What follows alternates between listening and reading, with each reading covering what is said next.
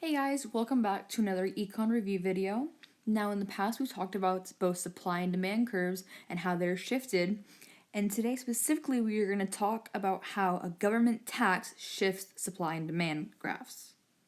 Because we know our shifters are pie chart for demand, which stands for population, income, expectations, taste and advertisements, and related goods, and then PICOPO for supply, which stands for producers, input prices, technological innovations, government policy, and expectations, we can expect a tax, which is a government policy, to shift the supply curve and not the demand curve. So now let's graph our supply and demand. I'm going to try to line up equilibrium as best as I can. Perfect. So right here, there is no government intervention. So our equilibrium is right here. And this means that the market is good and that it's socially optimal. However, when a government tax is put in, it is no longer socially optimal. Now let's say the government taxes this product $2, so a $2 tax. There's two ways to show this, and I will show you each way. The first is that since it only affects the supply curve, you would move the supply curve up by the amount of the tax. So this is a $2 tax, so we would move the supply curve up by 2. So right here would go to right there instead.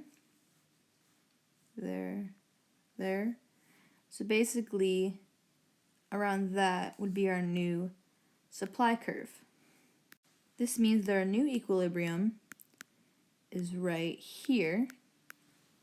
So now the equilibrium point is here at about, let's say, $7, and here at about, let's say, 3 quantity. So that is the new equilibrium price. Buyers are going to want to sell it at $7, and they end up being a quantity of 3. Now, the second way you can graph a tax is by doing a tax wedge. So basically, let's say we have, again, a $2 tax. Instead of shifting the supply curve up, what you could do instead is do a tax wedge. And what that looks like is that you do a line representing the $2 tax like this. So it's going to be one down, so like here around 5, about there. That's basically going to be about it. That's 2, so it goes from 7 to 5. And you're going to draw your line over.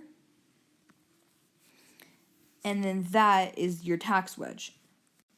Now, this is a lot easier to see exactly what's going on in this graph.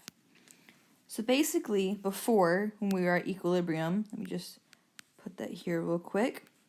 Before, all of this was our consumer surplus, while all of this was our producer surplus.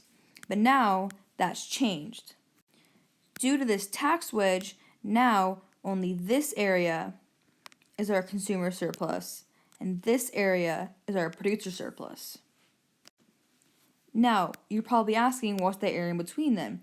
Well, this area, since in the tax, goes to the government. Everything above equilibrium right here is paid by the consumer, while everything down here, in this area, is paid by the producer.